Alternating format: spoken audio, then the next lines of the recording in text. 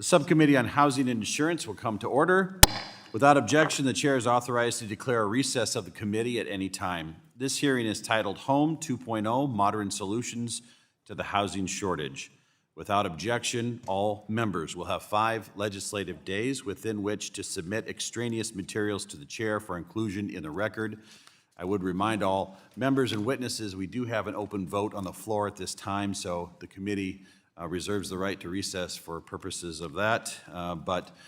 We are convening this hearing today in a spirit of bipartisanship. I recognize myself for 4 minutes for an opening statement. First, I'd like to thank all of our witnesses for being with us today. I very much look forward to hearing your testimony on the Department of Housing and Urban Development's Home Investment Partnership Program. For those that are not familiar with it, the HOME program was created in 1990 with the passage of the Cranston-Gonzalez National Affordable Housing Act. The HOME program provides block grant funding to states and municipalities for the purpose of building and rehabilitating affordable housing.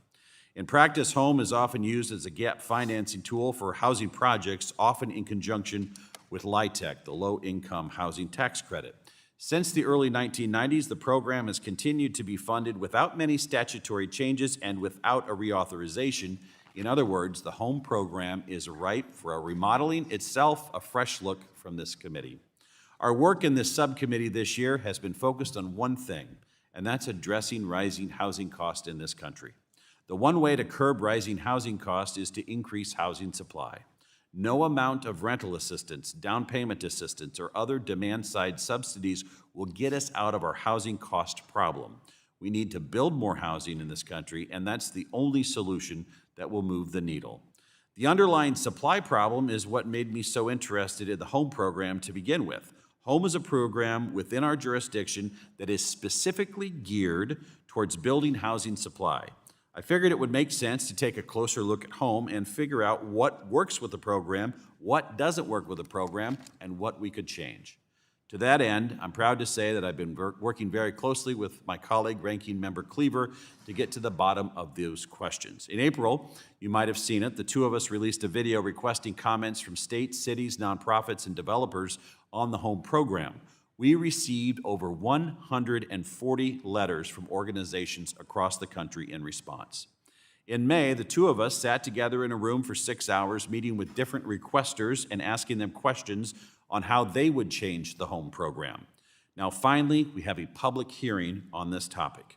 In the comments we received from a diverse set of stakeholders, there were 4 themes that came up repeatedly as pain points that drive up housing costs in the HOME program. They are what I call the 4 horsemen of the housing apocalypse. The environmental review requirements, that's the first one. These delay a project's start and often drive up its costs. Number 2, the Build America, Buy America requirements that drive up the cost of critical construction materials. Number 3, the Davis-Bacon requirements that, from what I've heard, are much more costly due to the associated reporting requirements than they are for the actual cost of paying the prevailing wages. And Section 3 requirements that make it more difficult to find contractors to do the job, particularly in rural areas with some of the workforce challenges I mentioned. We all agree that individually, each one of these requirements have a noble purpose, but when you put them all together, it makes it harder to address the supply problem in a less costly way. The legislation attached to this hearing intends to address each of these 4 factors that drive up costs in the HOME program. Additionally, it seeks to provide a little more flexibility for jurisdictions to use funds to build more supply rather than for the permissible demand-side uses of the program. I expect our conversation today, members and witnesses may raise things they'd like challenged within this draft. That's okay. In fact, it's more than okay. That's why we're here. As I close, I want to thank Ranking Member Cleaver for working in such good faith with me over the last several months. It's been a pleasure to develop a closer relationship with him through this process. With that, I'm excited to hear testimony from our witnesses on the HOME program and housing supply, and with that, I yield back. I now recognize the ranking member of the subcommittee, Mr. Cleaver, for 5 minutes for an opening statement. Thank you, Mr. Chairman. Let me thank you also for creating a very wholesome atmosphere to work on some very serious pieces of legislation, and I thank the witnesses and some of the advocates who are concerned about the HOME program who joined us here today. I'd like to begin by describing for the American public the process for the legislation being considered. My colleague has already outlined some of it, but at the beginning of this Congress, Chairman Flood and I sat down and discussed our priorities around housing and insurance.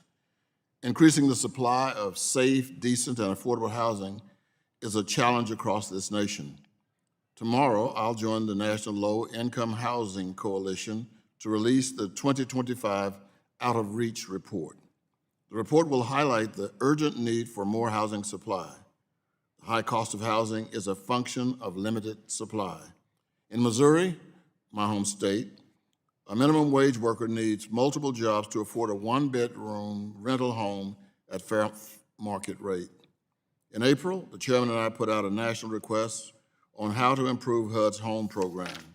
HOME is HUD's largest program dedicated exclusively to supporting affordable housing. The program is often used with the low-income tax credits. Every $1 of HOME leverages nearly $5 in additional private investment, and HOME has built more than 1.4 million affordable houses. It is also operating on an expired authorization and in need of modernization. After soliciting feedback, Chairman Flood and I invited organizations to discuss their needs, their ideas. We came to an agreement on key areas to be addressed and continue to work on that legislation. There are a massive number of rules placed on nonprofits, on thin margins, and on low-income housing providers who are building safe, decent, and affordable housing. Many rules add little to the goals of the program or outright counterproductive. This includes rules that prevent low-income populations from participating in federal projects. Low-income housing programs have also been tasked with complying with uncoordinated rules across different programs and agencies that make the goals of providing safe, decent, and affordable housing more difficult. This is something that Ezra Klein and Derek Thompson wrote at length in their book, Abundance. And I advise everybody, read that book. It'll make you happy. Or, as it did with me, it convicted me. We saw a home rulemaking last year that addresses some of the issues of the program, but Congress is needed as well. All the witnesses today report that the home program can be improved, and that the program is critical to housing supply, and I agree. Anyone who knows housing agrees. The witnesses today are more than 100 organizations and what they have provided us in terms of invaluable feedback. The Fiscal 26 Appropriations Subcommittee bill this week would not provide new homes for the home program and would cut or eliminate many of the home programs. This is wrong. I disagree with it. It's the White House that presented it. It's just something we disagree with strongly. No matter what we do on home, this hearing today is not occurring in a vacuum. I am committed to working with you on home and on the many issues facing American families. I look forward to my continuing work with the chairman, and I look forward to being with him when we cross the line on this extremely important piece of legislation. Thank you, Representative Cleaver. I now welcome the testimony of Ms. Alison George, the Director of the Colorado Division of Housing, Department of Local Affairs, here on behalf of the Council of State Community Development Agencies as Board President. We also welcome Mr. Eric Oberdorfer, Director of the Policy and Legislative Affairs at the National Association of Housing and Redevelopment Officials, Mrs. Ellen Woodward Potts, the Executive Director of Habitat for Humanity of Tuscaloosa, here on behalf of Habitat for Humanity International, and Ms. Tiffany Bohe, President of Mercy Housing in California. We thank each of you for taking the time to be here. Each of you will be recognized for 5 minutes to give an oral presentation of your testimony. Without objection, your written statements will be made part of our official record. Ms. George, you are now recognized for 5 minutes for your oral remarks. Thank you. Good afternoon, Chair Flood, Ranking Member Cleaver, and members of the subcommittee. Thank you for this opportunity to testify today. I'm Alison George. I am the board president of the Council of State Community Development Agencies, COSCDA. We represent states that administer vital programs doing housing, community development, homelessness programming, and disaster recovery work. I am from the great state of Colorado and the director of the Division of Housing at the Colorado Department of Local Affairs. I'm here today on behalf of state housing leaders across the country who administer the Home Investment Partnership Program and to share how these funds are making a difference in Colorado. An example from Representative Pedersen's district, Harvest Hill in Broomfield. Broomfield is a suburban area between Denver and Boulder, housing over 74,000 residents. Through a $2.6 million home award, we're helping build 152 affordable homes for families earning between 30% and 70% of the area median income. This income range is $42,000 to $94,000 for a four-person household in Broomfield. I particularly want to highlight the 8 30% AMI units at Harvest Hill because these units at a deeply affordable rate are not possible without essential gap funding. In partnership with Broomfield Fish, a local nonprofit, residents will have access to food security programs and long-term stability services. And that's just one piece of the broader ecosystem. Home is often the first funding source in and the last piece that keeps a project together. Now I'll share with the committee what Home makes possible in Colorado. In fiscal year 25, we received over $16 million through Home, $5 million to my department, and $11 million directly to our local governments. Public data from HUD shows that since 1993, Colorado has assisted over 29,000 households, invested over $280 million of home funds in over 60 cities and towns, and contributed to over 500 projects. That funding goes a long way in a tight housing market. Nationwide, the success of the Home program is clear. The program is a great investment. HUD estimated that with $1 billion in fiscal year 24 funding, the Home program would leverage about $6 billion in additional investments. Since 1992, Home has generated 2 million jobs and over $140 billion in local economic activity. To strengthen the Home program, though, COSCDA has outlined several key priorities. From COSCDA's national network of state agencies, we fully support modernization and respectfully offer the following suggestions to improve Home's efficiency and impact. First, ease administrative burdens where possible. We recognize the importance of accountability, but overlapping requirements like Section 3, Davis-Bacon, BABA, and environmental reviews have become especially difficult for our small and rural communities to manage. We encourage consideration of ways to streamline or better align these requirements to keep projects moving. Second, support stronger administrative capacity. Many states, including Colorado, are doing a lot with very limited resources. We would welcome consideration of increasing the administrative cap, eliminating the commitment deadline, and revisiting the CHOTO set-aside to reflect today's operating realities. Third, preserve flexibility in how states use Home. The ability to adapt the program to local conditions is one of Home's greatest strengths. We hope any updates to program maintain the flexibility while allowing improvements that simplify implementation. So in closing, Home is working in Colorado and across the country. We appreciate the subcommittee's thoughtful efforts to modernize the program. At the same time, we are concerned about the House Appropriations proposal that plans to eliminate Home funding. The one-time Home ARP program is entirely separate and distinct from the annual Home program. We urge this subcommittee to continue emphasizing the importance of the Home program as funding negotiations continue. On behalf of COSCDA and the Colorado Department of Local Affairs, thank you for your leadership and for keeping housing front and center. I'll be glad to answer any questions you have.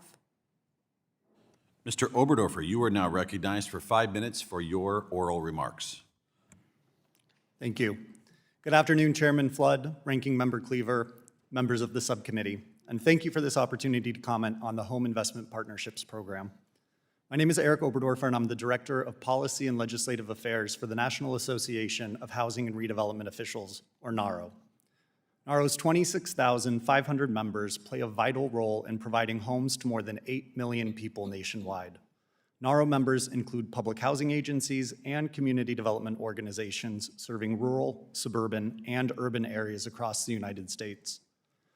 NAHRO members use the HOME program to help expand the supply of housing and provide essential funding to support local housing needs. Housing professionals rely on home funds to make affordable housing projects financially viable, often using home dollars to fill critical financing gaps, including low-income housing tax credit deals. Home funding has become increasingly important to affordable housing creation, having produced and preserved 1.4 million homes since the program began. Further, since 1992, home investments have supported over 2 million jobs and generated approximately $135 to $140 billion in local income. By modernizing and streamlining the home program, we can help reduce project costs and stretch home dollars further to create more affordable housing. Although well-intentioned, certain requirements, including Davis-Bacon, Build America, Buy America, or BABA, and the environmental review process impact the effectiveness of the home program. Davis-Bacon requires federally assisted construction projects to pay prevailing wages and benefits to laborers, and while NAHRO supports fair and adequate wages, the current threshold of 12 units that triggers Davis-Bacon makes lower volume construction projects more difficult by driving up costs and adding significant administrative burden. This can put these smaller but important projects out of reach. As such, NAHRO recommends increasing the number of units that trigger the Davis-Bacon threshold to 50 units. NAHRO also recommends increasing the construction contract threshold for Davis-Bacon to $250,000 adjusted annually for inflation so that home remains economically viable with other funding streams. Build America, Buy America, or BABA, requires the use of domestically produced materials for projects that use home funds, and while NAHRO supports American manufacturing, BABA makes it more difficult to build and preserve affordable homes. Currently, demand for housing materials far outweighs the supply. The extra costs, increased timelines, and confusing requirements connected to BABA make it harder for contractors and private developers to take on federally funded projects. Exempting home and other housing and community development programs from BABA would ensure funding could be used quickly and efficiently to address our current housing supply crisis. Cumbersome environmental reviews can also make home dollars less effective. These reviews often cause delays, leading to unnecessary costs. NAHRO recommends improving the environmental review process by shortening the time it takes to complete and ensuring that only one review is required per project, no matter how many funding sources are involved. Beyond streamlining, we also see opportunities to make the home program itself more effective. Specifically, NAHRO recommends broadening the list of eligible activities to include rehabilitating public housing units and supporting projects that have previously received home funds. These changes would help communities better meet local housing needs. By allowing home to be used for the rehabilitation of public housing units, the program would provide much-needed support to units in distress. Using funding for projects previously assisted with home funds, grantees can restore projects that need modernization. Lastly, authorizing adequate funding amounts for the home program would ensure that funds match increasing costs and need. Providing home funding at levels that keep pace with inflation and rising operating and construction costs would ensure the program remains effective in our current economic climate. Proposals to eliminate funding for the program would be devastating and would significantly decrease our country's ability to construct affordable housing. The gap financing provided by HOME is critical to making affordable housing deals work. NAHRO thanks the chair and ranking member of the subcommittee for their efforts to improve the Home Investment Partnerships Program. Your commitment to expanding affordable housing for all Americans is greatly appreciated. Thank you, and I look forward to your questions. Mrs. Potts, you are now recognized for 5 minutes for your oral remarks. Chairman Flood, Ranking Member Cleaver, and members of the subcommittee, thank you for this opportunity to testify and share Habitat for Humanity's recommendations for deepening the impact of HUD's Home Investment Partnerships Program. My name is Ellen Woodward Potts, and I've served as Executive Director of Habitat for Humanity of Tuscaloosa, Alabama, since 2013. I'm here on behalf of Habitat Tuscaloosa and on behalf of Habitat for Humanity's U.S. network of over 900 affiliates in all 50 states, D.C., and Puerto Rico. Our country is facing a record shortage of entry-level homes, which has driven up prices and pushed the dream of homeownership out of the reach of millions of families nationwide. Throughout the United States, Habitat affiliates are working directly with essential members of the workforce, teachers, home health aides, military personnel, and many others who earn at or below the 80th percentile of AMI and struggle to find homes that they can afford to purchase. As one of the few builders in the starter home market, Habitat is working diligently to create and preserve homeownership opportunities, but both financial and regulatory barriers make it difficult to construct affordable starter homes. Habitat makes it work by leveraging corporate partnerships, private donations, volunteer labor, low-cost public land, and other means, but public resources are essential pieces of the solution.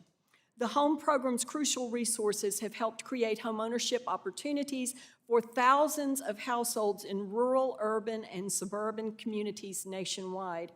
We have received home funds as a community housing development organization, or a CHODO, from the city of Tuscaloosa, which supported the construction of more than 30 homes for homeownership during my tenure. These local families would not have been able to purchase a safe and affordable home otherwise. However, the scale of our nation's housing crisis requires us to modernize the program and make home as effective as possible. We are grateful to see the interest by members of this subcommittee to modernize the home program and are honored to share the highest priority recommendations from our written testimony. First of all, we believe homes should be consistently available for homeownership purposes. We are fortunate to have a great relationship with our participating jurisdiction. However, that is not the case throughout the country, as shown by the steep declines over the last 10 years documented by the Congressional Research Service. We recommend creating a floor for PJs to make assistance available for homeownership activities. We also recommend the statute make it explicit that the preemptive purchase option may be used by community development corporations such as Habitat affiliates, which have the ability and capacity to preserve the affordability of for-sale homes for low to moderate income families. This should not be limited to community land trusts or entities using a shared equity model. Third, we understand the need for environmental reviews. However, the expensive process frequently creates significant delays and complications. Habitat recommends offering categorical exclusions for new constructions of homes up to 20 units, exempting home repair projects altogether, and allowing the reuse of ERs. We are pleased to see language in the draft legislation that would provide categorical exemptions for several types of projects. Also, as included in the draft legislation, we recommend easing Davis-Bacon compliance burdens. Habitat believes in fair pay for workers, but the challenge lies in the profuse documentation, especially for our small contractors. We recommend increasing the exemption from 12 to 50 units. Lastly, as in the draft legislation, we recommend exempting the development of private homes from Build America, Buy America requirements. In closing, I would be remiss if I didn't mention the importance of providing robust annual funding for the home program alongside these wonderful modernization efforts. The program plays a critical role in expanding housing supply and pathways to home ownership. With improvements, it will only become more impactful. I appreciate the opportunity to share my experience and Habitat's recommendations. I am happy to answer any questions. Thank you so much. Ms. Bohe, you are now recognized for 5 minutes for your oral remarks.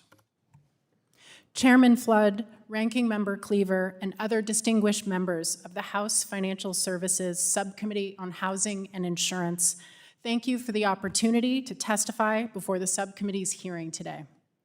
My name is Tiffany Bohe, and I'm honored to address you on this important modernization effort. I will speak from my experience as president of Mercy Housing California, the largest regional affiliate of Mercy Housing and a frequent user of the HOME program. Mercy Housing is a national nonprofit, multifamily housing developer, owner, and manager with a portfolio of 346 rental communities, including more than 25,000 affordable homes across 21 states, serving 40,000 people with low incomes. We are committed to creating affordable homes and thriving communities. Our development efforts have leveraged the HOME program in high-cost urban areas as well as suburban and rural areas to develop homes for families, veterans, seniors, and people exiting homelessness. Nationally, Mercy Housing has leveraged home dollars to produce 111 multifamily rental communities, inclusive of almost 8,000 affordable homes in 10 states. Just last year, we leveraged a home award of $700,000 to recapitalize Timber Creek Apartments in Omaha, Nebraska, renovating the homes of 180 working families and ensuring that the apartment homes remain affordable for the long term. In Savannah, Georgia, Home Dollars helped us redevelop a public housing site into 484 modern homes where hundreds of families and seniors can thrive. In California, over the next few years, we will leverage committed home dollars to create new, dignified homes for seniors in the small town of Davis, as well as the service-enriched housing for seniors in Oakland.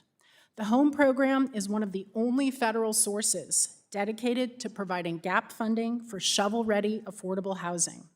While Mercy Housing's projects catalyze a great deal of private investment, including financing made possible by the housing credit, these federal HOME dollars still make up a critical piece of our funding stack.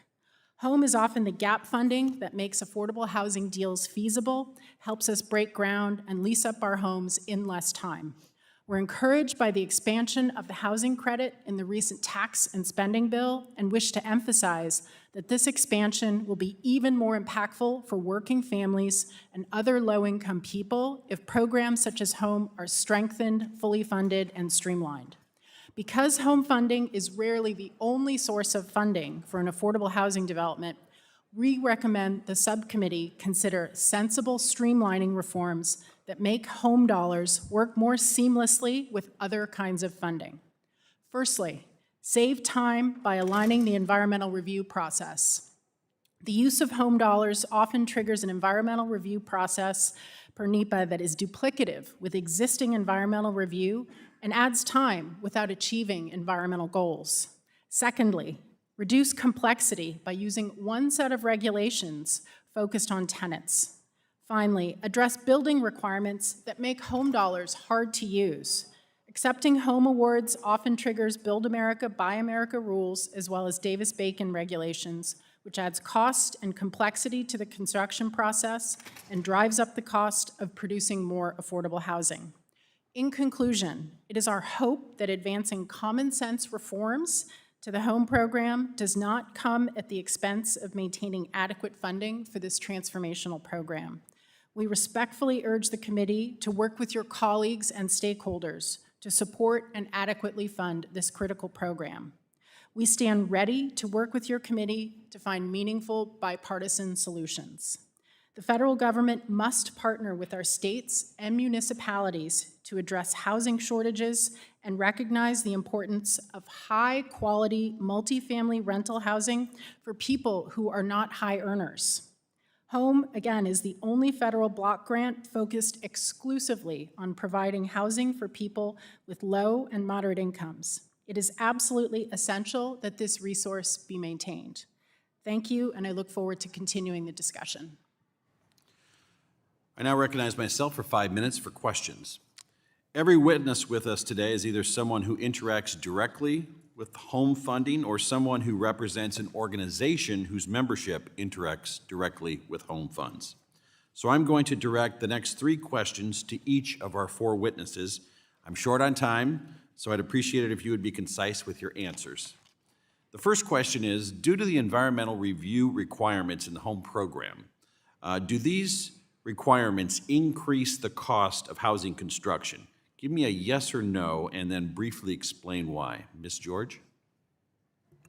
Thank you, Chair Flood. The quick answer is yes. It's yes because of the uncertainty of the number of times at this moment that an environmental review might be required. So there are many different triggers, and so limiting the environmental review to one per project is critical. Mr. Oberdorfer? Yes, thank you for that question, Mr. Chairman. I would agree. It does increase both time and cost. I think to Mrs. George's point, what's really important is making sure that there is just one environmental review process throughout. Otherwise, it can lead to delays, which then will lead to increased costs and challenges with finishing the development. Mrs. Woodward Potts? Yes. It increases the cost for new home ownership by several $1,000s, but then also with our home repair programs, for instance, we have an elderly couple now who are without heating and air conditioning. We're trying to replace their HVAC unit, but we can't do that until we get an environmental review done, just to replace an HVAC unit. And how hot is it right now in Alabama? I don't want to say anything ugly. All right, Very warm. we'll say a Warmer prayer than for them, here. yeah, all Yes. Ms. Bohe? Yes, Chairman, it does increase the cost and time to construct. As other folks have articulated, there's a duplicative nature to a number of these regulations currently in the statute. It adds cost and administrative burden.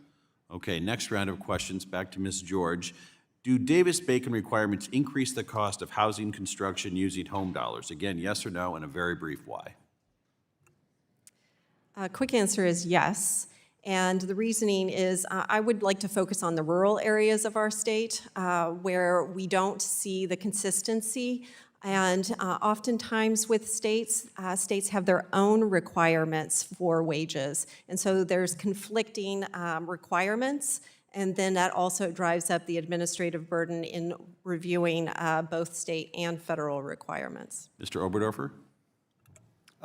Yes, Davis-Bacon comes with a significant amount of administrative requirements that are attached to it. What can be especially difficult is in smaller rural communities, local contractors or developers may not be willing to meet Davis-Bacon requirements for a variety of reasons, meaning that grantees using home funds need to go further afield to get contractors or developers, which then adds additional costs as well. Mrs. Woodward Potts?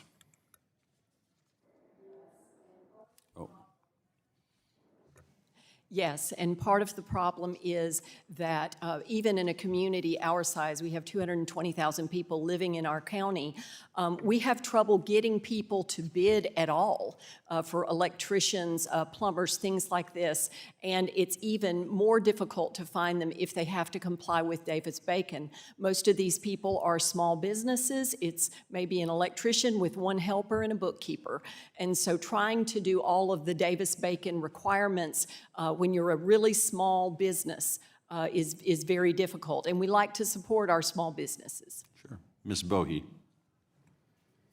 Mr. Chairman, yes, we certainly are stalwart supports of our friends in labor and are committed to paying prevailing wage in the trades in both high-cost and rural areas.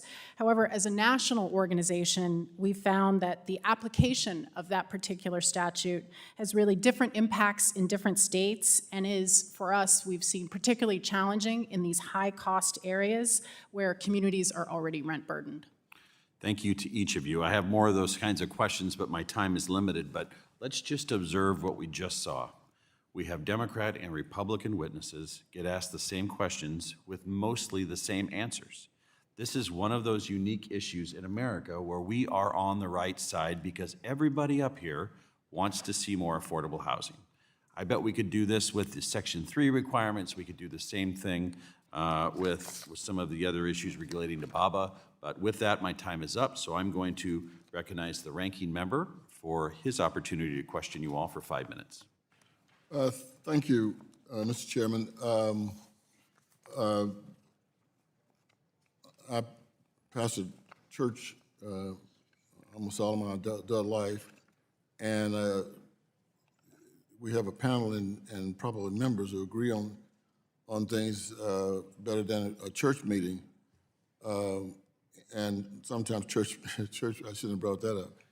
Church meetings can be difficult, but I am appreciative of all of the energy that's been put into this this effort that we're laying out.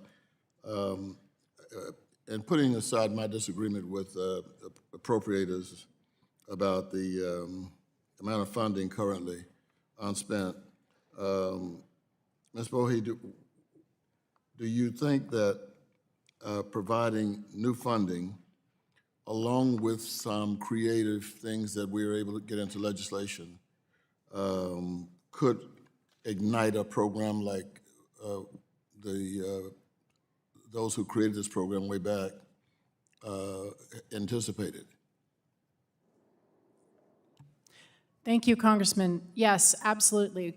We believe the home program with the modernization proposals that have been proposed will absolutely help to streamline and build affordable housing cost effectively and faster.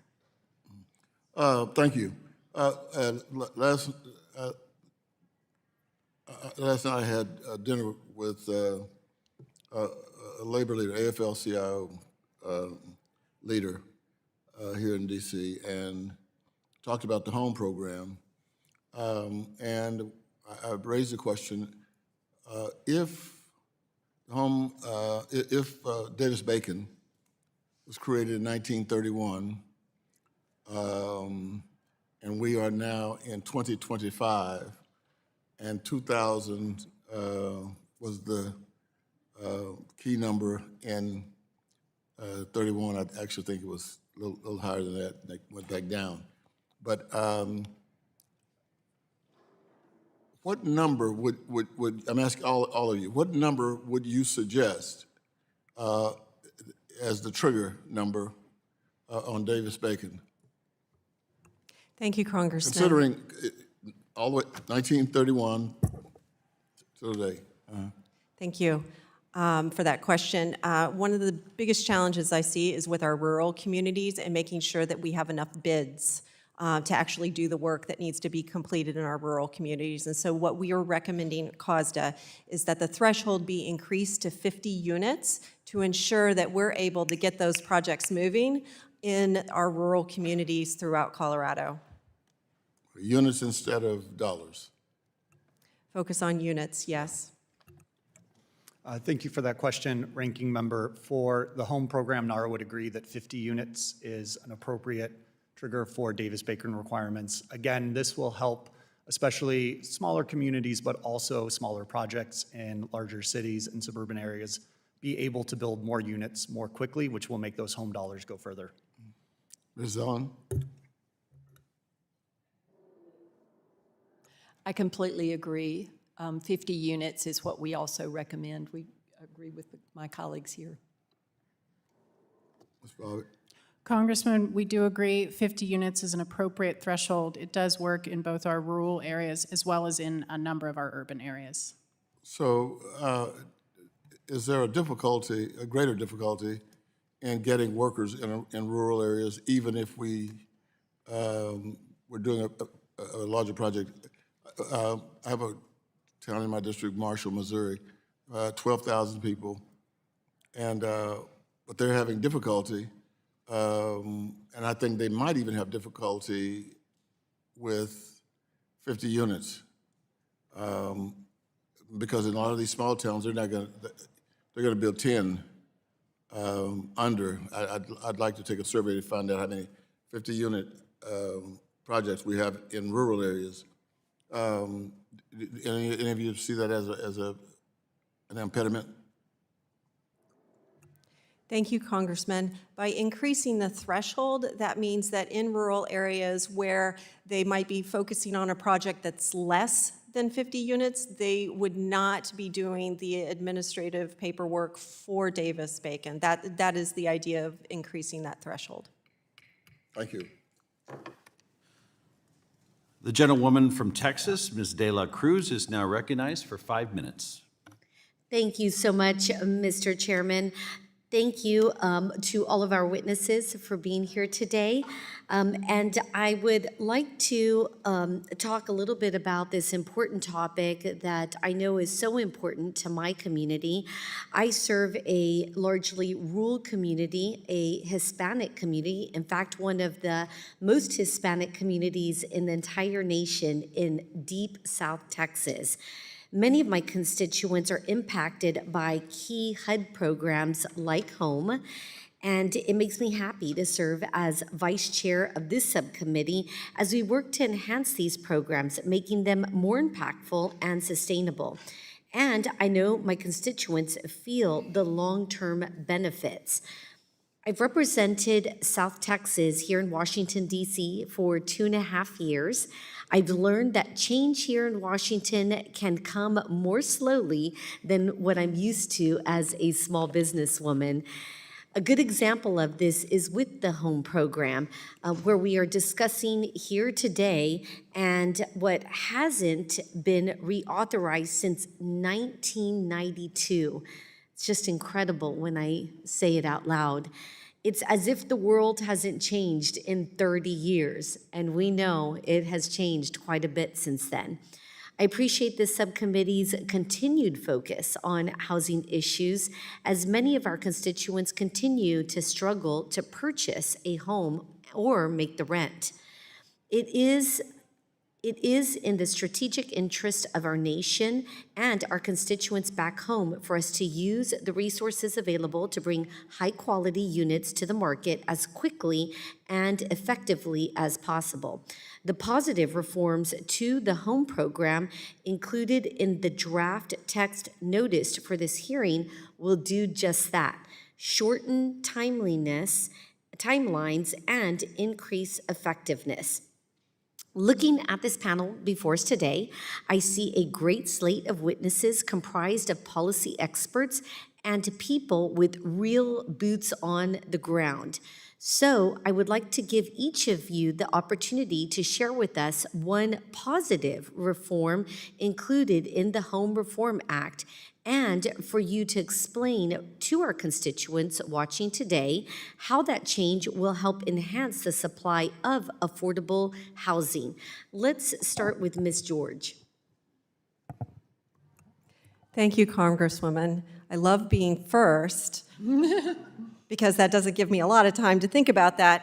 There are a lot of modernization aspects that we're looking at now that are important. I think I want to focus on the flexibility that the HOME program has. And that is it's one of my many hopes as you're looking at this modernization that you keep. Because we have been able to pilot new ideas with HOME that have grown across our state because of the flexibility that it has. So I want to stress maintaining that flexibility, not necessarily a change, because I think testimony thus far has already touched on several of those. So I'll let others go from there. Thank you. Flexibility, thank you. Thank you for that question, Congresswoman. I think what is most important that the bill does is exempt HOME from certain requirements like Build America, Buy America, increases the threshold to Davis-Bacon, as well as streamlines environmental review processes. HOME does a lot of things, and the flexibility in HOME is critical to the program, but one thing that is incredibly important about HOME is it acts as gap financing, often for low-income housing tax credit deals. When HOME is applied to make the low-income housing tax credit work, which we just saw a significant increase in the tax credit come from Congress, those HOME requirements then fall onto the low-income housing tax credit, making it more difficult to move forward. Now, when you said exempt homes from certain requirements, which requirement were you specifically speaking of? Build America, Buy America. Build America, Buy America. And then also just the changed thresholds for Davis-Bacon and the environmental review processes. Thank you. Yes, ma'am? I would agree that the best thing is to reduce the amount of burdensome paperwork and regulations associated with using this very critical funding. I want to give you time. Yes, our last witness. Thank you, Congresswoman. Yes, the streamlining of environmental regulations, the exemption provided for under NEPA, and certainly making it easier to build so we can deliver these homes faster Gentlewoman's to time has those in need. expired. Thank I you. yield back. The gentlewoman from Texas, Ms. Garcia, is now recognized for 5 minutes. Thank you, Mr. Chairman, and I'm going to try, frankly, to contain myself because I just cannot believe some of the words that I'm hearing. And I agree with the chairman. We all want more housing, especially affordable housing. But I don't think I want to see affordable housing being built on an old landfill. I don't think I want affordable housing being built by young people that are getting meager wages or by subcontractors and contractors that aren't even meeting the minimum wage. I don't want to see housing built that, frankly, is goods or lumber or nails that are coming from another country and not the good old USA that are going to fall apart after 2 years of people living in it. So I just can't believe you all are basically wanting us to toss out all the kinds of protections that we need to make sure that we only not be able to have affordable housing, but good quality housing. I'll be honest with you, I've been around for a long time in local government, state government, and I have never seen a panel actually talk about tossing all the rules out because we want to build anywhere, anytime, any way we want. Because that's what I'm hearing from you all. I mean, haven't you all heard about how great it is to support American manufacturing and products and buy American? We've all been talking about that for years. But you want an exemption from that? I mean, really, you all do? I mean, I'm disappointed in all of you, especially Habitat. I mean, Habitat is Jimmy Carter's group. I mean, he was as American as they got. He's probably rolling in his grave, poor dear, right now. And so I ask you first, ma'am, you say you want to protect small business from Davis-Bacon, but yet you don't want to support small U.S. businesses by buying American. Can you help me reconcile that? We support our local contractors, most of whom, we only hire electricians, plumbers, HVAC contractors, and brick masons, people like that. All of these people are making above the prevailing wage for Davis-Bacon.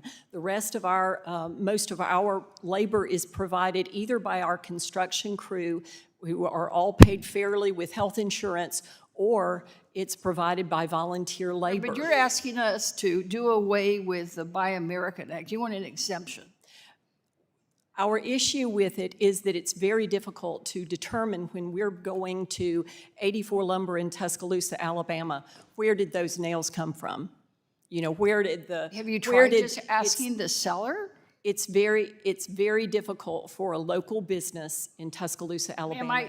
I'm just, like I said, I'm completely baffled by this panel. I can walk into Home Depot and they will tell me what is American made or not. I remember one time going to 4 stores just trying to find a button-down shirt that was made in America. It's hard, but you have to just ask.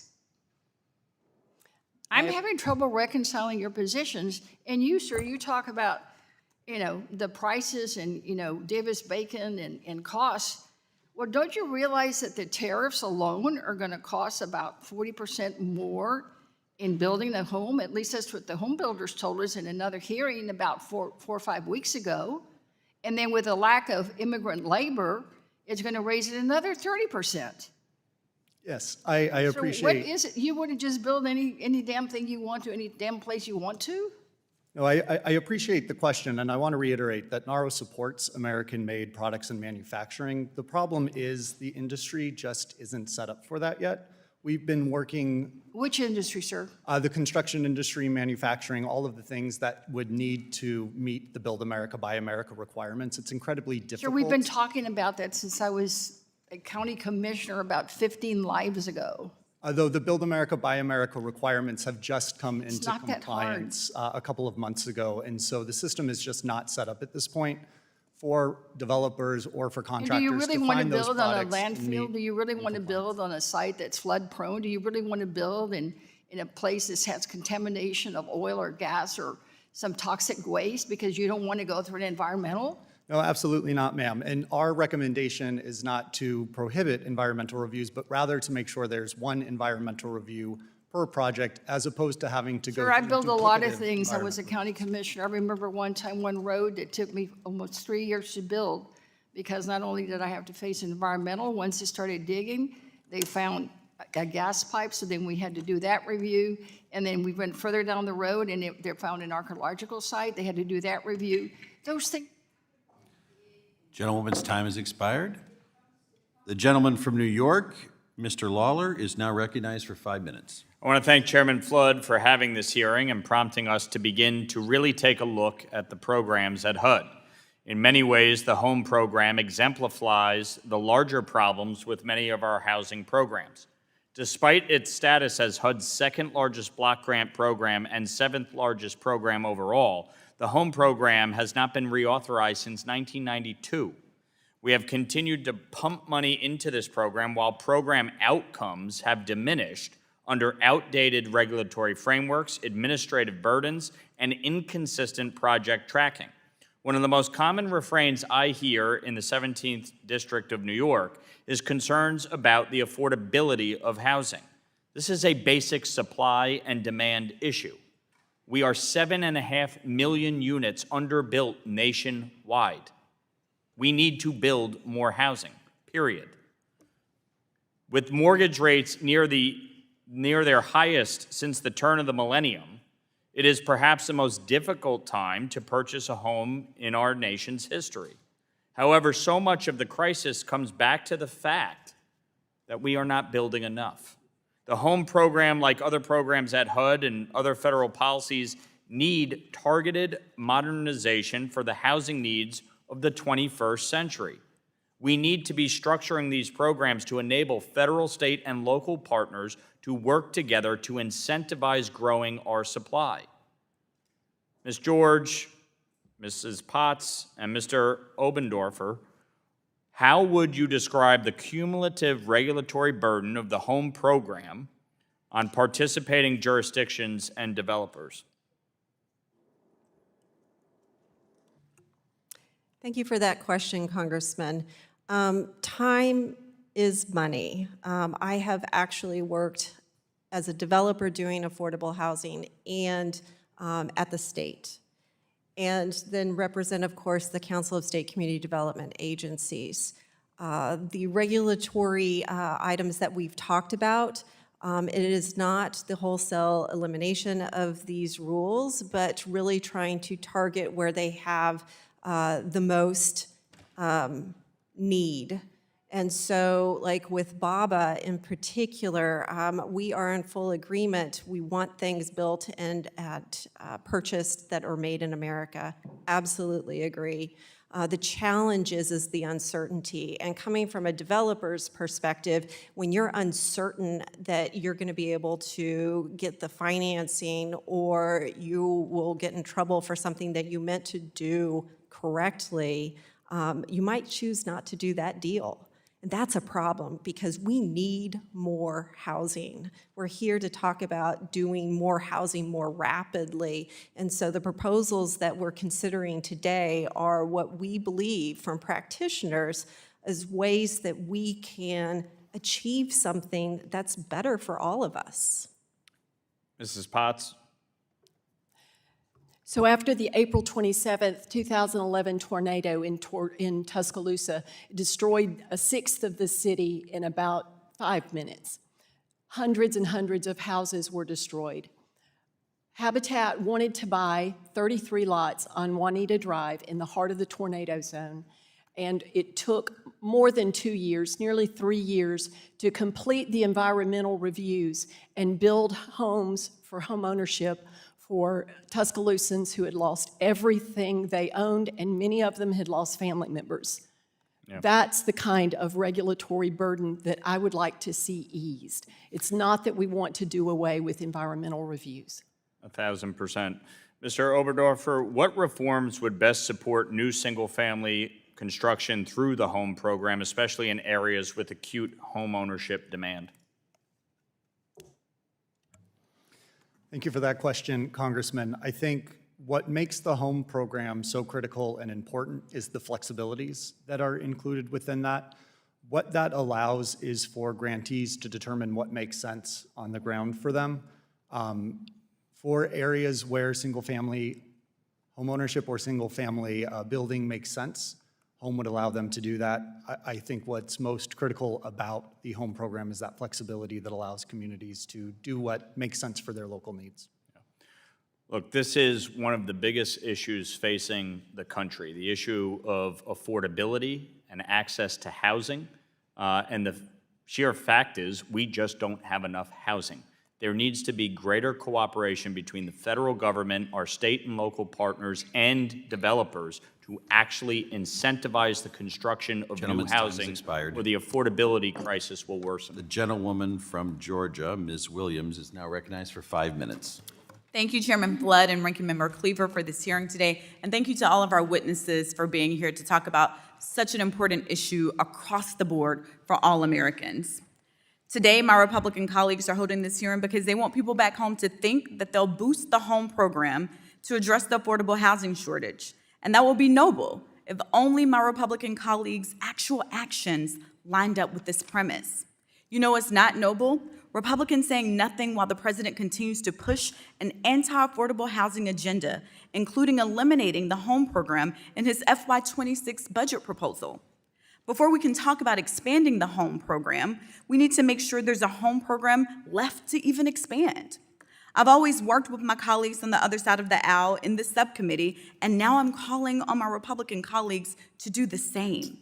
Work with Democrats and hold the Trump administration accountable for what they're doing in the housing space to make it more unaffordable for Americans. In the span of just 6 months, we've seen the Trump administration fire 700 HUD staff. We saw Trump give his once bestie, now frenemy, whatever you want to call him, Elon Musk, his Doge passion project, access to sensitive housing discrimination data. We've watched this administration slash and cancel fair housing funding grants. And we all know why this is happening. It's because housing investments are meant to help low-income families and individuals. It's meant for those who struggle to afford a roof over their head. And clearly, these are not the people that Donald Trump has shown us that he fights for, because they're not billionaires and they're not lining his pockets. In fact, he doesn't fight for me or the constituents that I serve. In my district alone, we have the widest racial wealth gap in the country and housing prices that continue to skyrocket. And in the Atlanta area, Trump's plans to gut housing investments will only make home ownership a more harder reality for so many people already struggling. If Republicans want to say today that they truly care about housing supply, which I think that they actually do, I need them to understand exactly how important the home program is before they allow President Trump to totally gut that too. Ms. Bowie, home program funds can be used to finance a wide variety of affordable housing activities that generally fall into 6 categories: new construction of home owner-occupied housing, rehabilitation of owner-occupied housing, assistance to home buyers, new construction of rental housing, rehabilitation of rental housing, and tenant-based rental assistance. Are there investments the home program can make that are not eligible activities under any other federal program?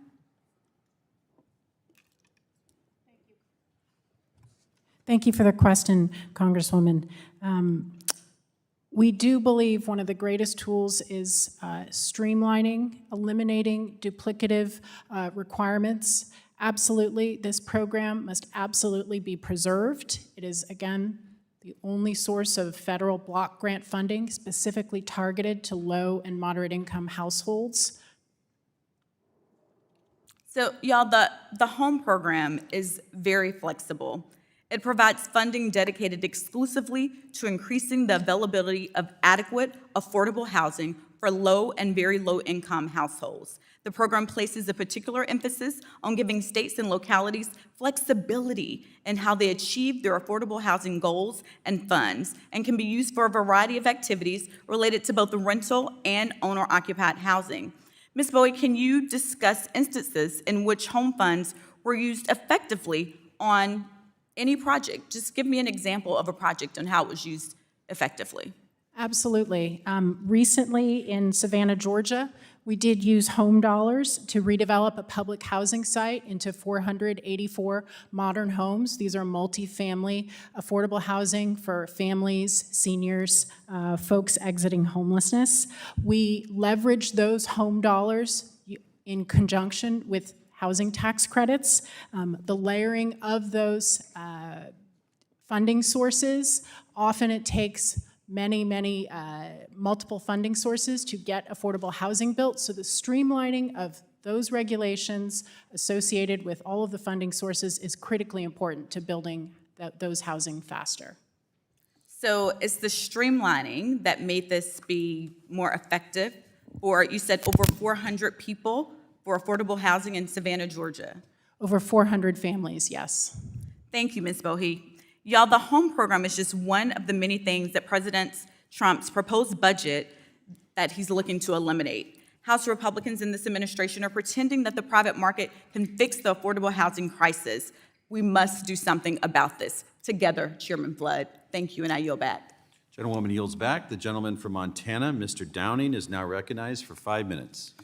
Thank you, Mr. Chair. Thank you for holding this important hearing. Thank you to the witnesses. Housing is obviously on all of our minds in solving problems. I really see it as integral to the basis of the American dream, is being able to own your own home and finding solutions, especially for those that have barriers. The United States is over $36 trillion in debt, and taxpayer dollars are precious. I support efforts to make sure they are used responsibly. So it's important that we do think very strongly on how we get the most bang for our buck.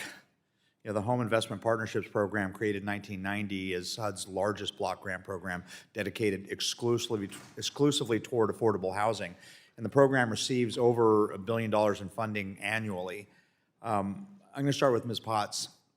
Can you share examples of how home program funds have been used to attract additional private or philanthropic capital, and what barriers remain in maximizing that leverage? We have lots of corporate partners, but many of them are not able to fully fund a house.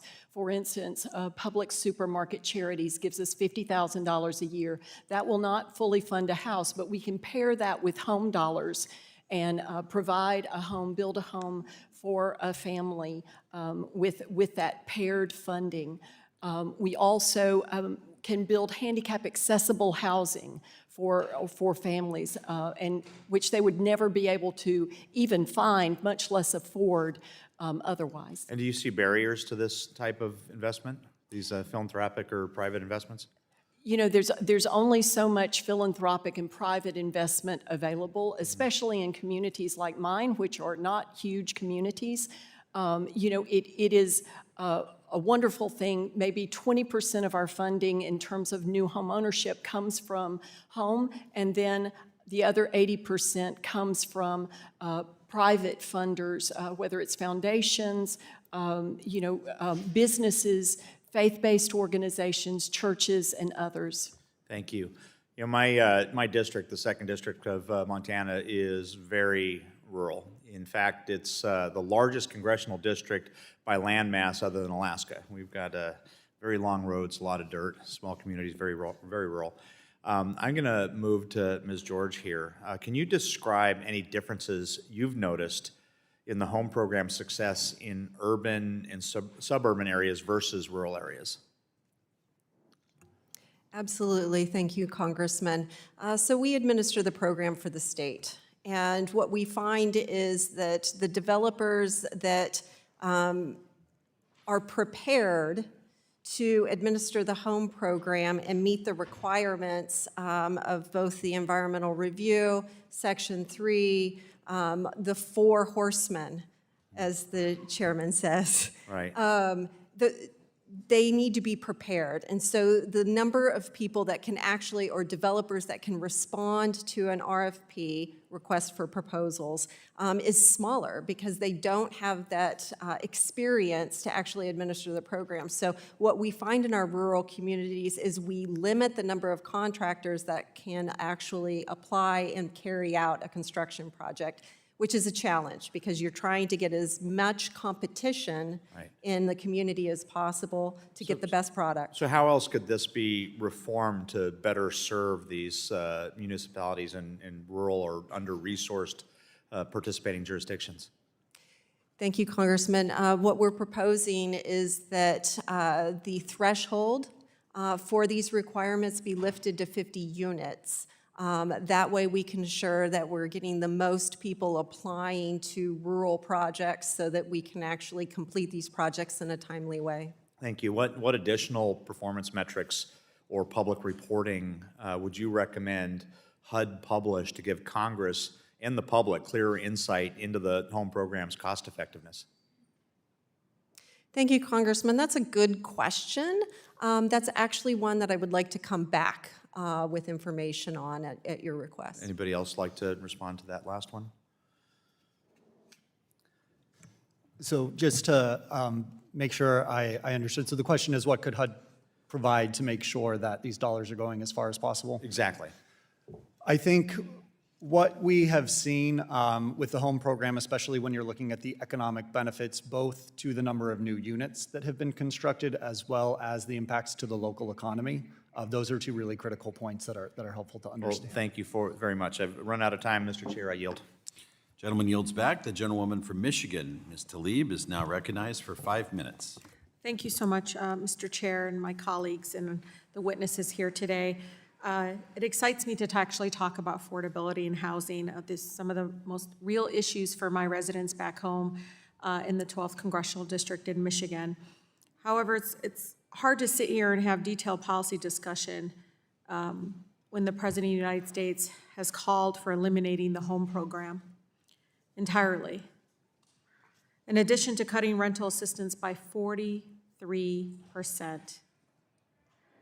in the middle of a housing crisis. I'm not here to blame anybody because it existed under the previous president and now it's here in the current president, but to cut rental assistance by such a drastic amount is immoral. Already this administration has repealed much of the fair housing protections that many of my residents, disabled, LGBTQ, Black, Latino, various moms with children, all of it. They canceled grants to organizations that help enforce fair housing laws and fired hundreds of HUD staffers. But I do want to take this opportunity, though, to discuss how we can improve the only federal block grant focused exclusively on affordability, affordable housing for our low-income households, not just in Detroit, in all of our districts. Under current program requirements, for example, the funds must be committed within 24 months or they expire. So organizations in my district, for instance, have said that this makes it very hard for them, for smaller or emerging affordable housing developers without mature, what we call capital stacks, to access funding. So Mr. George or Mr. Oberdorfer, Ms. Oberdorfer, if Ms. George or Mr. Oberdorfer, do you know of early stage projects or emerging developers who have experienced similar difficulties, accessing home funds? If so, what are some of those challenges that they face? Thank you, Congresswoman, for that question. It's an excellent question because 24 months, it sounds good. Yeah. The challenge is the development timeline for a multifamily development takes a while to get all of the approvals for the funding. And so in Colorado, we have been trying to expedite the processes and the approval processes throughout the time frame of when you have an idea through when you start construction and complete construction. The challenge is it still is taking 24 months is everything working perfectly. And so what we're proposing from COSCDA is to extend that time or to eliminate that commitment period for the home program. Yes, thank you for that question, Congresswoman. And I would agree. The 24-month commitment makes it very difficult to make development deals, and especially when you're already dealing with layered subsidy and layered funding streams are challenging to do in the first place. That 24-month commitment makes it very hard to get everything in line. We would agree with COSCDA to eliminate that 24-month commitment, especially knowing that there's a 4-year deadline to complete projects with home dollars. So you know that things would move forward anyway. I agree. Turning to some of the other proposed changes that, I appreciate in the Home Reform Act, it does aim to address the housing affordable crisis. I enjoy the intent, but sometimes implementation, well, all the time, implementation matters. And so, however, I'm worried that in expanding the eligibility up to 100% of AMI, the funding won't go where it's most needed. And so in Detroit area, for instance, the wealthier suburbs push up the AMI, the average medium income. So you can see already the disparities in that regard. So to any of our panelists, how do we ensure that the funds are going to where the greatest need is? Thank you for that question, Congresswoman. And I think we can all agree that there's a real need for affordable housing across the board right now. One of the things that's so important about home is the fact that it does provide affordable housing for lower income families. And so I would recommend if there were conversations or discussions about potentially increasing the AMI, that would also need to go hand in hand with an increase to the program. Additional funding could ensure that you could grow the home program to potentially have eligibility go up to 100% AMI while still being able to serve those families. But that funding would be critical to make that work. I don't have much time, but I can tell you if anybody has any other remarks, but I just caution my colleagues, the home program is irreplaceable. It works well when we implement it the right way. And so I just urge my colleagues to please reconsider in supporting elimination of the home program. Thank you. Gentlewoman yields back. The gentleman from South Carolina, Mr. Timmons, is now recognized for 5 minutes. Thank you, Mr. Chairman, and thank you to our witnesses for being committed to testifying today, even with our fund schedule changes. Today's hearing topic is a piece of a much larger problem: government efficiency and contradicting regulatory requirements. As I examined the home program, I discovered that many policies, though often well-intentioned, frequently contradict one another, making it much harder to solve our nation's housing supply problems. This creates unnecessary challenges and places a heavier burden on those working within the system. Given these complexities, it is essential to clarify the expectations placed on participating jurisdictions. To better understand these obligations and how participating jurisdictions manage program requirements, it is important to hear from people in the field who work with the program day in and day out. Ms. George, what are the core responsibilities of participating jurisdictions that receive home program funds? Thank you, Congressman. That's a very broad question. And so I'd say the ultimate responsibility is ensuring affordable housing is built and is serving the intended constituents of that state or jurisdiction. And so it would be initially ensuring that there's competition in application, and then it's ensuring and reviewing that there's a viability of a project that's being done. And then as you go to contracting, ensuring that people are following through with what they committed to do through their application and their contract. And then the long-term viability and ensuring that into the future that people are actually being housed as was the commitment in the original contract. Thank you for that. Can you walk through the flow of home program funds from HUD to participating jurisdictions and then developers or project sponsors? Just how the money flows through the system? Am I stretching Thank you, here? Congressman. Okay. I believe that Congress would appropriate the funds. And we are hopeful that Congress appropriates the funds because there is a tremendous benefit to people throughout the country for these dollars. Once they're appropriated to HUD, HUD then goes through the assessment of how those funds should be divided up throughout the country. Is that based off of the census and population densities and costs of different areas? That is correct. It's based on need, based on the statutes that you all create. Once the funds come to whether they're the state or through a participating jurisdiction, a local jurisdiction, we would know what our allocation would be. And from there, we would have a competitive process where applicants, whether they're a developer, a nonprofit like Habitat or Mercy Housing, would apply for those funds because they have a great idea or they have a pilot of how they want to serve people. And so from there, they would apply, they would compete with other applicants. Then that jurisdiction, whether it be state or local jurisdiction, would award those funds. In the state of Colorado, we do that through our state housing board in a public meeting. From there, we contract for those funds, and so the recipient developer would actually administer those dollars, whether it be a project or a program. And then people would move in once the housing's built. And I would imagine there's continual verification that they are indeed eligible for the assistance. I'm running out of time, I'll finish with this. Ultimately, it's our responsibility in Congress to streamline government operations and improve the efficiency of all federal programs.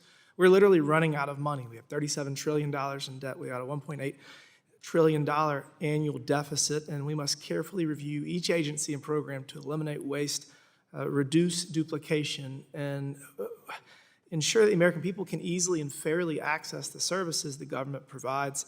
I look forward to continuing discussion on the home program and working across the aisle to find practical solutions during this Congress. Thank you, Mr. Chairman. I yield back.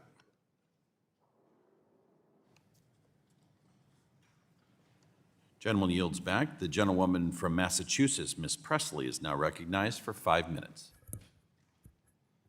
Thank you, Chairman Flood and Ranking Member Cleaver, for this hearing today. Thank you to our witnesses for joining us today and for your work in our communities. Our seniors are being displaced from homes that they've lived in for decades. Young families can't afford to buy, and low-income renters have barely enough to get by. Too many families are one missed paycheck away from eviction. The home program was created to give cities and states the tools to build and preserve affordable housing, but for decades, Congress has underfunded it. And now the Trump administration wants to eliminate the home program completely. This is the same administration that has already fired 780 housing agency staff, slashed half of all fair housing programs, or grants rather, repealed critical housing discrimination enforcement, and proposed a budget that guts nearly every rental assistance program. Make it make sense. You can't. It is unconscionable. When we say housing is a human right, I know some people think that's like a bumper sticker slogan. What we mean is no child sleeps in a car. No senior is pushed into a shelter. No survivor is trapped in an unsafe home. We don't lack the resources to make this vision a reality, simply the empathy and the political will. Ms. Boley, we hear a lot about streamlining the home program.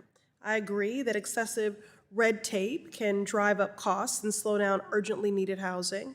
Where do you see the most opportunity to reduce burdens and delays without weakening tenant protections or environmental standards? Thank you for the question, Congresswoman. For example, in markets where we develop high-cost markets, for example, in California, it often takes 6 to 8 different funding sources in order to build that affordable housing. The Turner Center in California cited a study in which they examined LIHTC housing credit projects and found that for every additional funding source, it adds 4 months to the start of construction and an additional $20,000 per residential unit to develop. So the streamlining there would be to align regulations up front. For example, housing credits are exempt from BABA, but often we use the home program as a topper and an essential gap financing in order to make those projects happen and to target deep affordability for residents. So aligning the regulatory requirements to the primary funding source would be absolutely important. All right, thank you, Ms. Bowie. I want to get one more answer on the record here. Under current HUD regulations, survivors protected under the Violence Against Women Act must get jurisdictional approval for external transfers when survivors request to move to a different property. From your experience, how long do these transfers typically take? And have there been instances where this delay endangered survivors or prevented them from accessing safe housing? That's an excellent question, Congresswoman. I'm actually not prepared to speak on that particular topic today, but I would be glad to follow up in writing. Anyone else? Okay, all right. Well, I want to be unequivocal. The affordable housing crisis didn't just happen on its own. It's the result of decades of disinvestment in our housing programs. In Boston and surrounding areas, the average monthly rent for a two-bedroom apartment has skyrocketed to over $3,600. And in the Massachusetts 7th, more than 27% of renters are severely cost-burdened, paying over half of their income in rent. The home program is one of the few federal tools we have to change that, but instead of strengthening it, the Trump administration wants to do away with it altogether. This is the moment to increase investments in housing, not defund housing agencies and programs that are making a difference. This is deeply consequential for our survivors of domestic violence and so many more.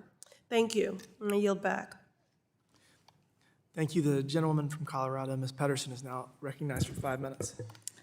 Thank you, Mr. Chairman, and thank you all for being here today to discuss such an important issue. A special thank you to Ms. George, who has faithfully served Colorado in the Department of Local Affairs for over 15 years and has spent the last 10 years as the director of the Division of Housing. Alison is set to retire this fall and will be sorely missed, so thank you so much for your service to Coloradans. In our state, housing affordability is the #1 pain point that we hear from constituents. Their inability to afford to put a roof over their head, the #1 most basic necessity, is becoming harder and harder. And according to the report from the National Low Income Housing Coalition, Colorado is now the 6th most expensive state in the country. And the median sale of a home in Colorado roughly doubled over the past 10 years. People are experiencing homelessness at an increased rate. Low-income renters and aspiring homeowners are feeling the pressure of these rising costs. And the home program has served as a vital lifeline for communities and families in Colorado by providing home buyer assistance, housing rehabilitation grants, and direct rental assistance.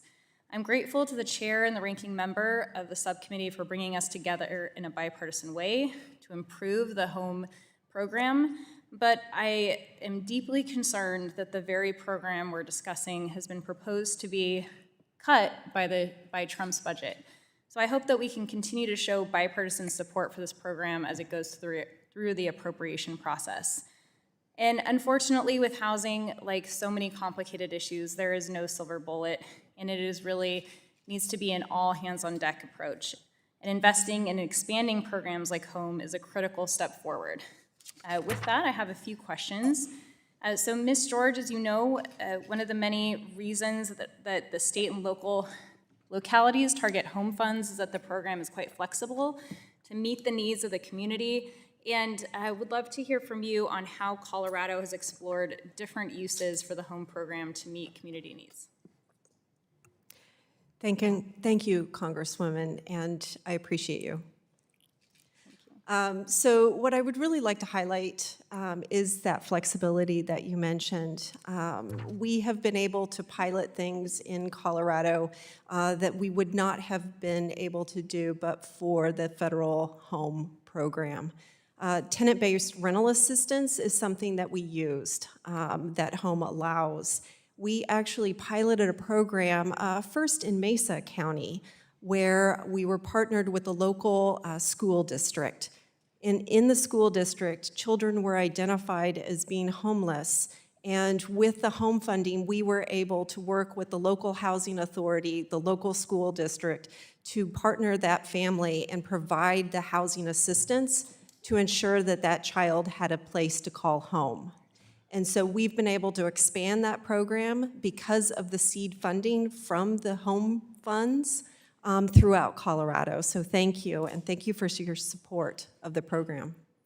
Well, I love that innovative way of how you're helping support families and being able to identify them when they through the schools and the education system and make sure that they get the support that they need. So thank you for that. And Ms. Bohe, similarly to our state in Colorado, California has been confronted with astronomical housing prices that have priced out not only low-income families, but working and middle-class families who are now struggling to pay rent and keep food on the table. And so how does the current structure of the home program limit your ability to connect working and middle-class families to resources like tenant-based rental assistance, and how can we expand the income thresholds to meet that need? Thank you, Congresswoman, for the question. We do believe aligning the regulations really focused on the tenants would be very beneficial. For example, often our projects across the nation and certainly in California will utilize tenant-based vouchers, which have a certain level of income restriction.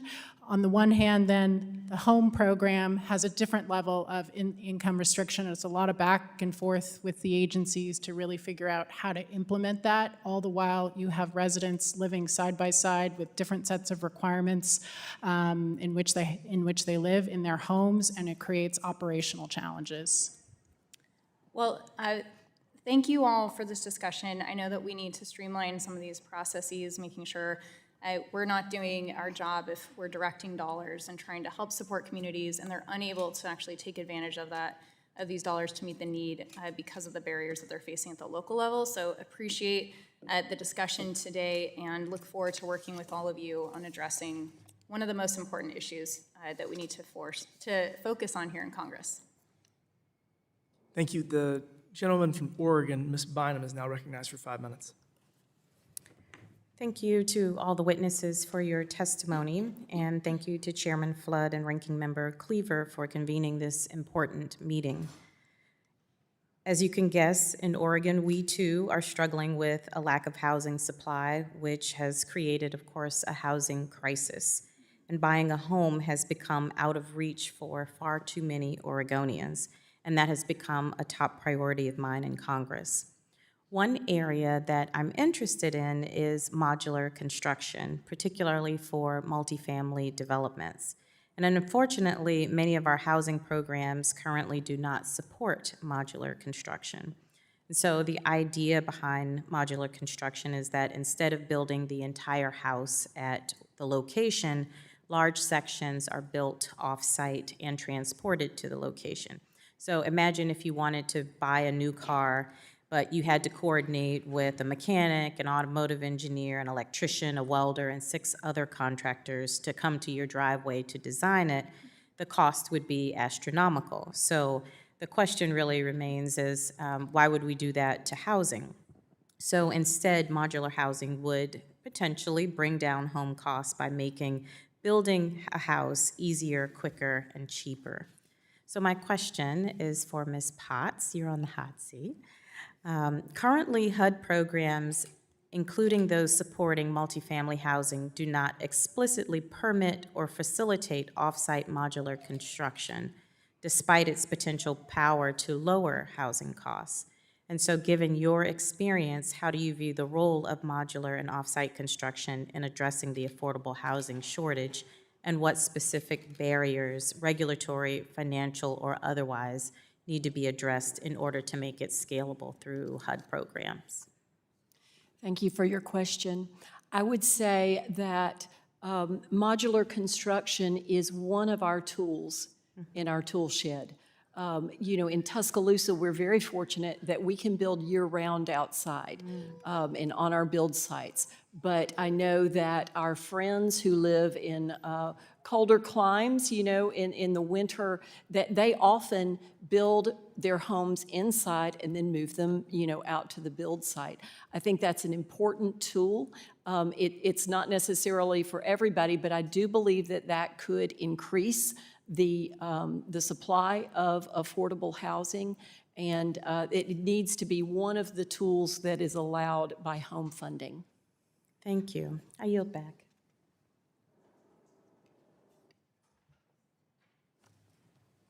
Thank you. The gentleman from California, Mr. Liccardo, is now recognized for 5 minutes.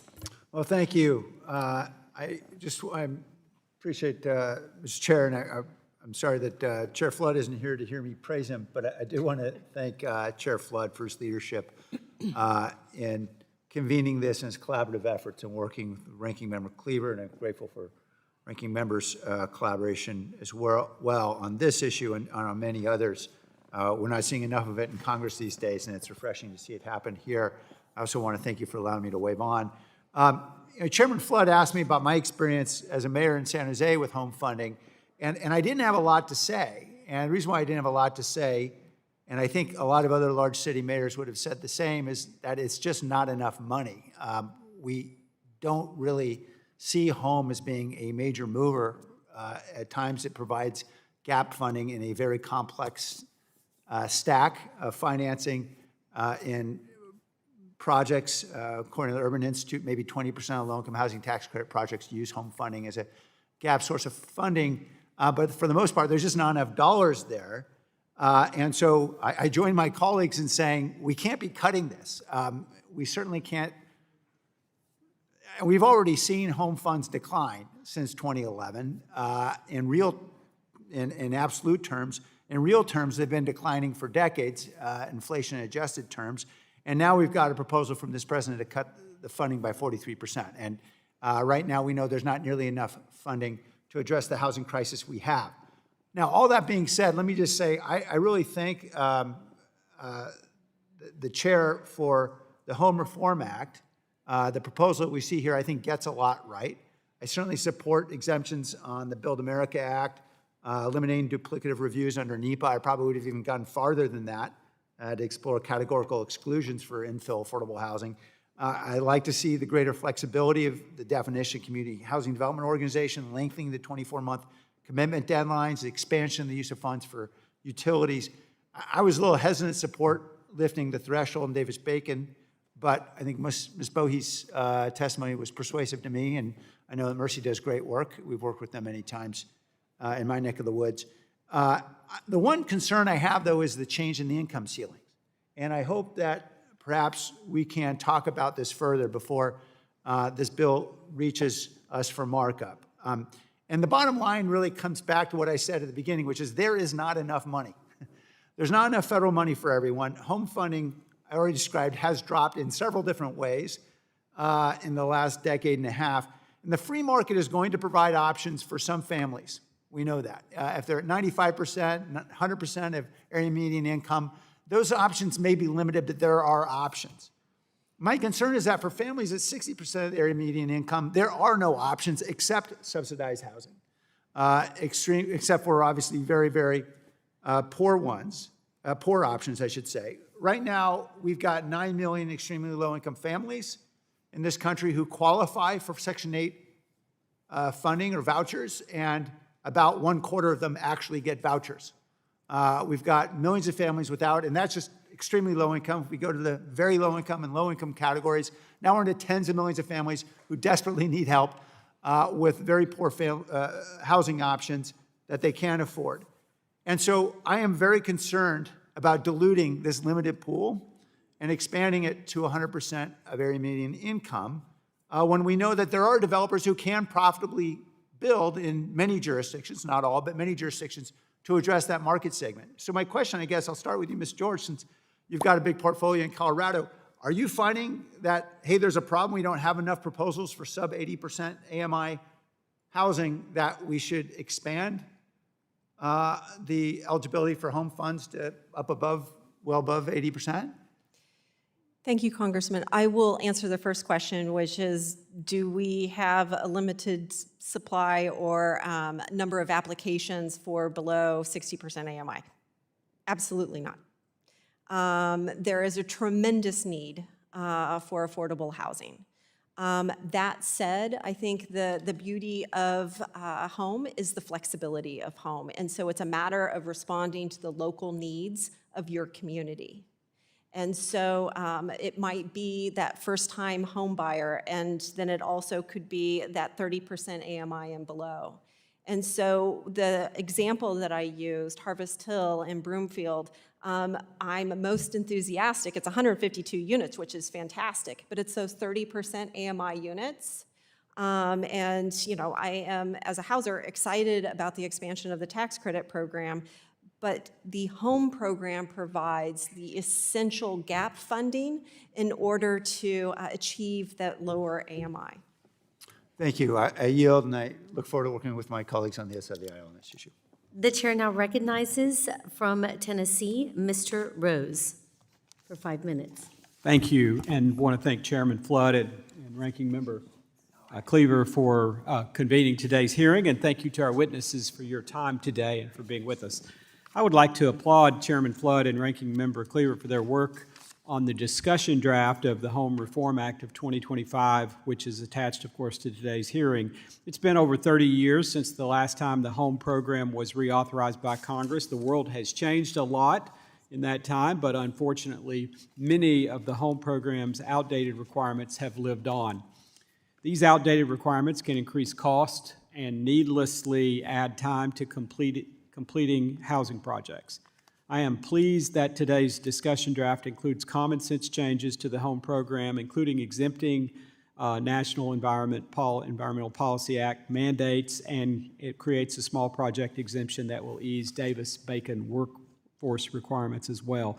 The nation's shortage of homes is at a crisis level in many parts of the country, and I think we're all aware of that. I look forward to working with Chairman Flood as well as Ranking Member Cleaver to successfully reauthorize the home program, which is an important step Congress can take right now to help alleviate our nation's housing shortage. Mrs. Potts, one theme that this subcommittee has heard over and over again is the unaffordability of starter homes in so many areas around our country. I was really happy to see that you had an entire section of your prepared testimony devoted to barriers to constructing or rehabilitating affordable starter homes. Could you describe your personal experiences with barriers to affordable starter homes? I'd be happy to. Thank you for your question. So we have a local developer who is a partner, and they have been building affordable starter homes in the Cherrystone neighborhood for 6 iterations. They had another area adjacent that they were going to develop. They started with the infrastructure, but by the time they got 3/4 of the way through the infrastructure, they realized that what was going to be affordable housing, because of the increase in interest rates and the increase in building materials and things, they were not going to be affordable houses for the starter market. So they approached Habitat for Humanity. They donated some of the 32 lots and they sold others to us. And we are able to develop those homes for first-time home buyers. And these are people, people who work in environmental services, people who work in food service, our city, Tuscaloosa City Schools bus driver for special needs children. These are people who would never be able to afford homes otherwise, to purchase a home. And Ms. Potts, if Congress, working in partnership with state and local governments, were to begin removing some of the barriers to affordable starter homes that you identified, could this help enhance the effectiveness of the home program, particularly if Congress is able to successfully reauthorize the program? Yes, it would decrease the amount of time from when we get to our concept through the environmental review process, all of those things. It would decrease the time. It would also actually increase the number of contractors that we have who want to bid on projects, because some of our contractors just don't want to have to deal with the federal regulations. It's not that they're not paying, for instance, Davis-Bacon, it's not that they're not paying those wages, they are, but it's just the amount of paperwork required to comply. Many of our really small contractors just don't have the staff to make that happen. Thank you. Mr. Oberdorfer, your testimony focuses on the significant burdens housing projects face as a result of the home program's required environmental reviews. You specifically highlighted that in many cases, if projects receive additional funding, they are required to undergo a second environmental review. Can you discuss the compliance burdens that environmental reviews place on housing programs and the importance of environmental review reform in any reauthorization of the home program?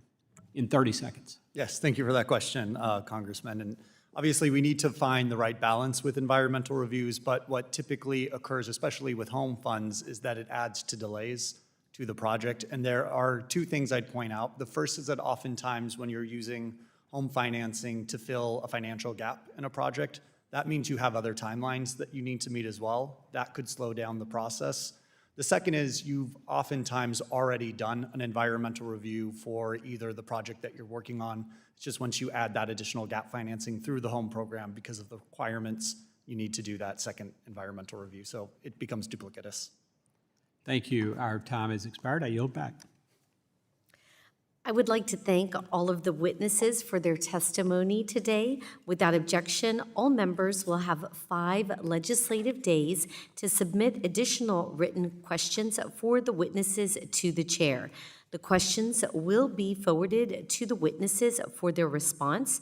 Witnesses, please respond no later than August 21st, 2025. This hearing is adjourned.